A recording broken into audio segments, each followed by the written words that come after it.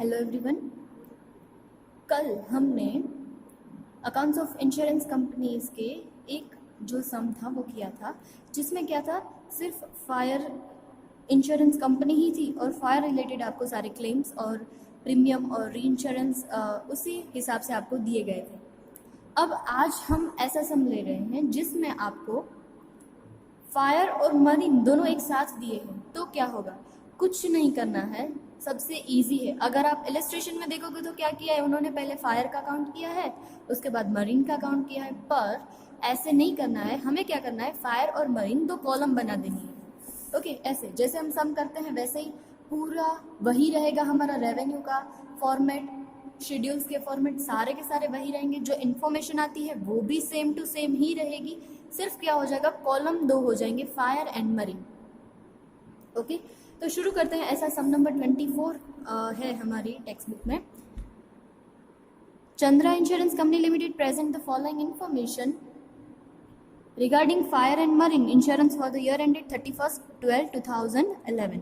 Okay, तो यहाँ से हमें याद रखना है क्या होगा, 31/12/2011 यानी इंश्योरेंस कंपनी कैसे रखती है, जनवरी से दिसंबर। ओके, उनके ईयर ऐसे हैं, जनवरी टू दिसंबर। रिजर्व फॉर अनएक्सपायर्ड रिस्क, ये क्या हो जाएगी, 2010 की है, 2010 की क्लोजिंग है, तो हमारे लिए क्या हो जाएगी, ये दोनों ओपनिंग हो जाएगी। ओके, फिर क्लेम पेड दिया है, लाइबिलिटीज़ भी दी है, सारी क्लेम्स के रिगार्डिंग पूरी जो इन्फॉर्मेशन है वो सारी दे दी गई है। अदर इन्फॉर्मेशन में हमारे पास क्या है वो एक बार देख लेते हैं। Every year additional reserve is maintained.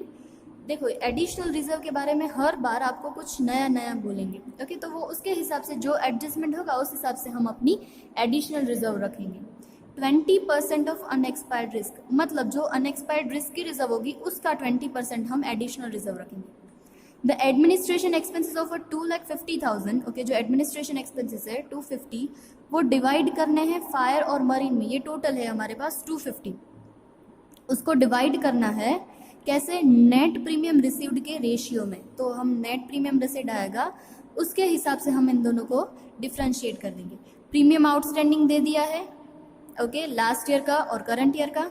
सारी जो इन्फॉर्मेशन है वो हमारे पास फॉर्मेट में है, सिर्फ हमको उनको अलग कर करके लिखना है।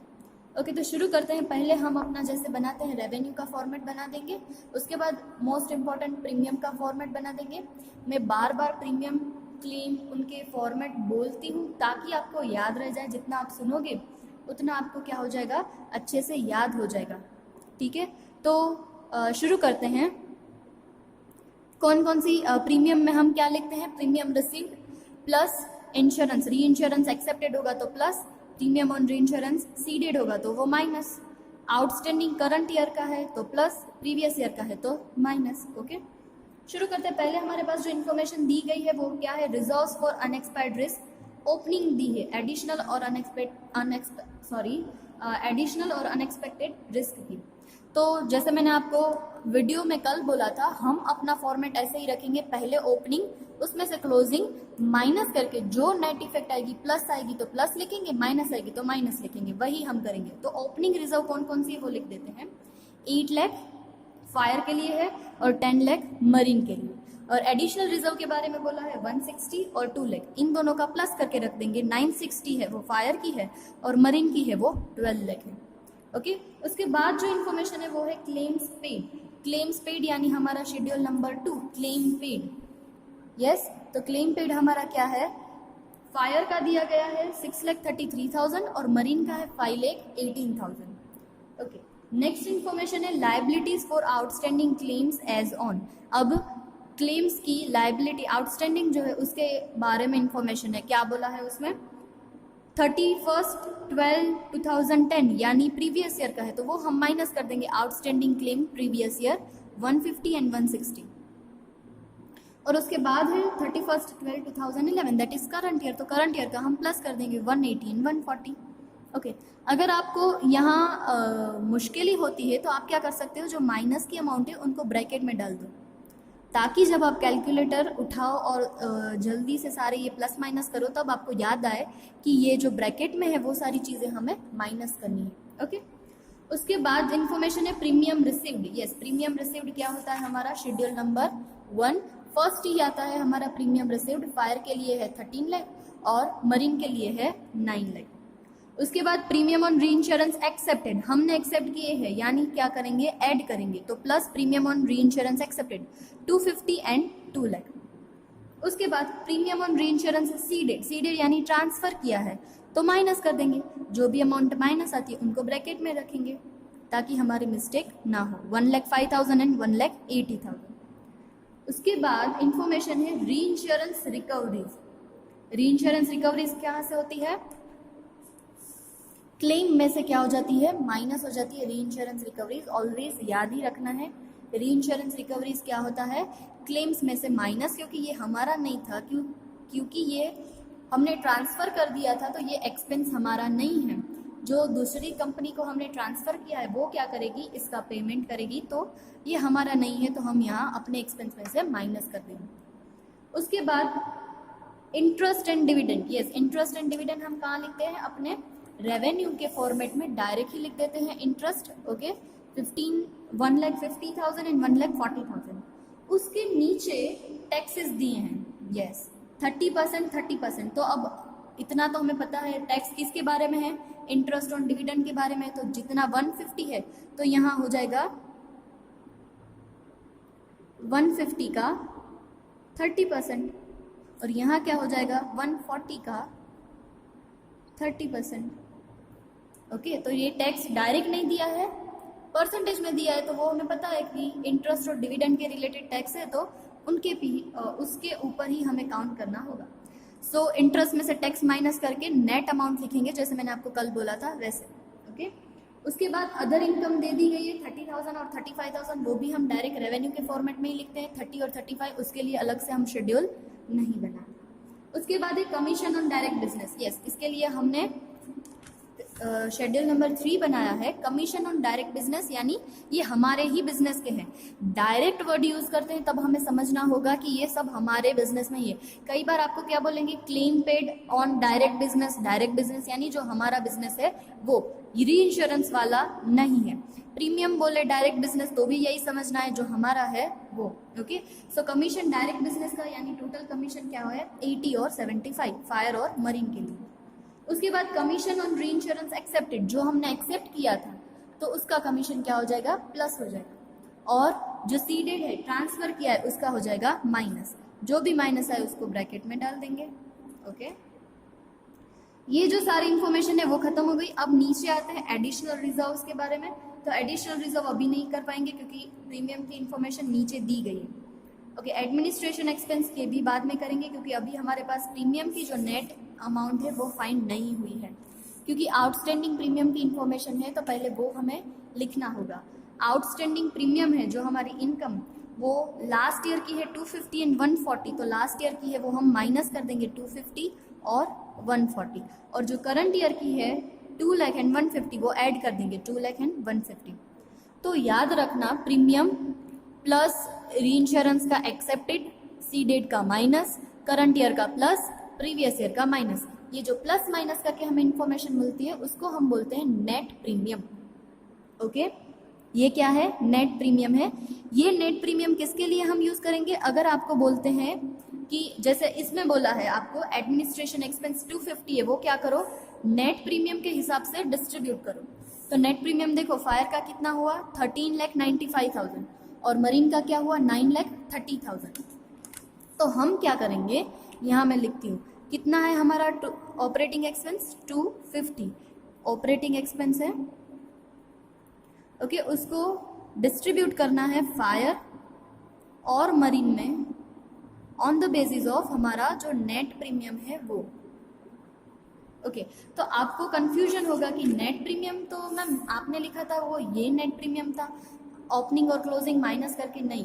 पर जब भी हमें वो लोग एडमिनिस्ट्रेटिव एक्सपेंस और कोई भी बाइफरकेट या डिस्ट्रीब्यूट करने को बोलते हैं तब हम हमारा नेट प्रीमियम कौन सा लेंगे, ये लेंगे नेट प्रीमियम जो रिसीव्ड है वो। ये तो हमारी रिजर्व है, रिजर्व के बाद जो आता है वो तो टोटल नेट प्रीमियम होता है। ओके वो नहीं लेना है हमें, यही लेना है नेट प्रीमियम। तो कितना था फायर का 13,95,000। ओके 13,95,000 और यहाँ था 9,30,000।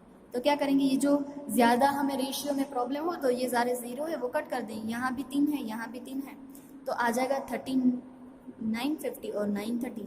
इसको अभी भी आपको छोटे नंबर में कन्वर्ट करना है तो आप कर सकते हैं, 3:2 हो जाएगा। ओके, अगर नहीं करना है तो आप इसे ही डायरेक्ट यूज़ कर सकते हैं। मैंने आपकी ईजीनेस के लिए यहाँ देखो डायरेक्ट कर दिया है।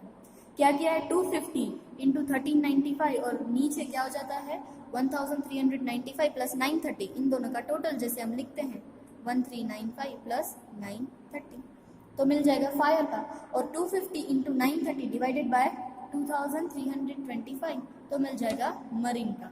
सो फायर एंड मरीन दोनों का मैंने लिख दिया 150 एंड 1 लाख। सारी जो इन्फॉर्मेशन थी वो हमने लिख दी है। अब हम हमारे शेड्यूल्स बंद करते हैं।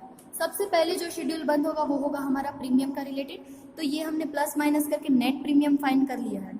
अब हमारी बारी आएगी क्लोजिंग बैलेंस फाइंड करने की। क्लोजिंग बैलेंस फाइंड कैसे करेंगे, क्लोजिंग बैलेंस के लिए रिस्क के लिए फायर का कितना परसेंटेज है 50% और मरीन के लिए है वो क्या है 100% of net premium. Net premium यानी ये अभी हमने जो ऊपर फाइंड किया वो, तो फायर में हम करेंगे 13,95,000 इंटू 50%, तो आंसर आ जाएगा 6,97,500। और मरीन में है 9,30,000 का 100%। मरीन में ऑलवेज 100% रिस्क रखते हैं रिजर्व, और फायर में 50%। और मिसलिनियस के सम्स आपको बहुत कम है, अगर मिसलिनियस के भी हो तो उसमें भी 50% ही रखना है। ओके, सो इसका 50% होगा 6,97,500 और 930 का होगा 100%। और एडिशनल रिजर्व के बारे में उन्होंने बोला था 20% ऑफ रिस्क रिजर्व। यस, तो रिस्क रिजर्व कितनी हुई फायर में 6,97,500, तो उनके 20% क्या हो जाएगा 1,39,500 और 930 का 20% होगा 1,86,000। यहाँ लिखा है मैंने 930 क्योंकि ये अमाउंट है 20% ऑफ रिस्क रिजर्व के हमें 20% रखने थे इसलिए। तो ये ओपनिंग का टोटल और यहाँ क्लोजिंग का टोटल। ओपनिंग का टोटल है 960 माइनस 837, तो आंसर क्या आएगा प्लस में आएगा, तो हमने बाहर प्लस में लिखा है 1,23,000। और मरीन में क्या होता है 12 लाख ओपनिंग है, 11,16,000 क्लोजिंग है, तो उसका भी क्या आएगा प्लस में आएगा, तो हमने बाहर लिखा है प्लस 84,000। तो क्या हो जाएगा 1395 में प्लस 123, तो आंसर आएगा 15,18,000 और 9,30 में प्लस करेंगे 84,000 तो आ जाएगा 10,14,000। तो ये जो फायर और मरीन के हैं प्रीमियम का शेड्यूल वो हम रेवेन्यू में लिख देंगे अपना ऊपर 15, 18 और 10, 14। इंटरेस्ट का हमने कर दिया है, अदर एक्सपेंस भी सारे कर दिए, तो ये अदर इनकम तो सारा टोटल करके हमें टोटल इनकम मिल जाएगी 16,53 और 11,47,000। ओके, वैसे ही दूसरे जो शेड्यूल्स है वो क्लोज करते हैं। सो क्लेम का शेड्यूल क्लोज करते हैं प्लस माइनस, तो आंसर आएगा 5,03 और 3,48, तो हम पीछे लिख देंगे 5,03,000 क्लेम्स में और 3,48,000। कमीशन का जो है वो क्लोज किया तो आंसर आया 90,000 एंड 79,000। ओके, और ऑपरेटिंग का मैं भी साथ में कर लेती हूँ, क्या होगा 150 और 1 लाख। तो बस वही रेवेन्यू फॉर्मेट में हमें लिखना है, क्लेम, कमीशन और ऑपरेटिंग एक्सपेंस सारे लिख दिए। टोटल एक्सपेंस, टोटल इनकम को अगर हम ए बोले और एक्सपेंस को बी बोले तो प्रॉफिट क्या हो जाएगा ए माइनस बी। तो ये हो गया सम कंप्लीट। ओके, कल भी मैंने आपको बोला था अगर आपको फॉर्मेट याद होगा तो आप अच्छे से ये सारे सम कर पाओगे, अदरवाइज ये सम्स आपसे नहीं होंगे। फॉर्मेट याद होगा, कॉन्सेप्ट क्लियर होगा तो ही सम्स कर पाओगे। ठीक है, ऐसे फायर और मरीन रिलेटेड मैं आपको सारे सम्स है वो होमवर्क में देती हूँ, क्योंकि आप प्रैक्टिस करोगे उतना आएगा, बाकी कोई भी चीज़ नहीं इसमें आपको नहीं आएगी। अगर नहीं आती, आपको नहीं समझ में आती तो आप ग्रुप में पूछ सकते हो और पर्सनल में भी पूछ सकते हो। ओके, तो आज के लिए आप होमवर्क में याद रखना, बहुत सारे सम्स ऐसे ही भरे पड़े हैं सम। ओके, कितने सारे सम्स है ये इसी सम के रिलेटेड है। ये वाली डेट में देखना, 9/4 की डेट में देखो, सम नंबर 22, इलस्ट्रेशन 3, 4, सम नंबर 11, 14, 17, 21, 25, 28, लेटेस्ट 1, 2, 4 और 6, ये सारे के सारे ऐसे ही फायर और मरीन रिलेटेड सम्स हैं। तो मैं आपको एडवाइस करूंगी कि आप कितने सम्स करोगे। ओके, देखो इलस्ट्रेशन 3 और 4 तो आपके पास है टेक्स्ट बुक में गिना हुआ, तो उसमें आप सिर्फ क्या कर लेना, देख लेना कि ये अमाउंट यहीं लिखी है कि कहीं और लिखी है, इसमें कोई नया पॉइंट तो नहीं है। ओके, तो 3 और 4 आप बुक में काउंट करने से अच्छा है आप टेक्स्ट बुक में देख लेना। मैं आपको बोलूँगी लेटेस्ट के सारे सम है 1, 2 और 6, 4 और 6, ये तो आपको करने ही है। और साथ में आप कौन कौन से करोगे, देखो जितने मुझे IMP जैसे लग रहे हैं उतने मैं आपको बोलती हूँ 22, 1, 2, 3, 4, 5 सम्स हुए। बाकी जो सम्स थोड़े इम्पॉर्टेंट हैं वो मैं आपको बोलूँ। ओके, तो आप सम नंबर 11,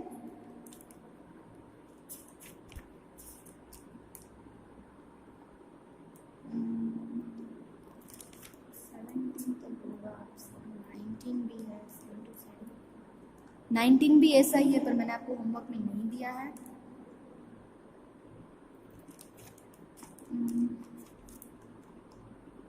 21,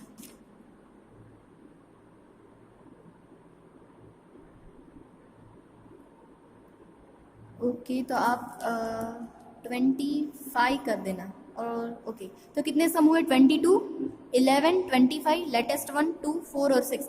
बाकी के जो सारे सम्स है ये वाले 9th डेट में है, वही देखना अभी। 8th के तो मैंने आपको दे दिए। 9th के जो सम्स है उसमें से जो जिस पे मैंने टिक मार्क लगाया वो सम्स आप काउंट करोगे, और बाकी के सारे जो सम्स है वो फायर और मरीन रिलेटेड ही है। आप उसके एडजस्टमेंट्स पढ़ लेना, और उस एडजस्टमेंट में आपको कुछ भी ना आए तो मुझे उसी दिन पूछ लेना, अदरवाइज आप भूल जाओगे कि क्या पूछना है और क्या नहीं। ओके, करने हैं तो आप ये सारे सम्स कर सकते हो। ओके, बहुत ज़्यादा लगते हैं तो मैंने आपको टिक मार्क करके दिए, उतने सम्स तो आपको करने ही है, तो ही आपकी प्रैक्टिस होगी और तो ही आप ये चैप्टर में 14 या 16 मार्क का जो भी सम होगा आप आसानी से उसमें से 16 मार्क्स कवर कर सकते हो। Okay, thank you.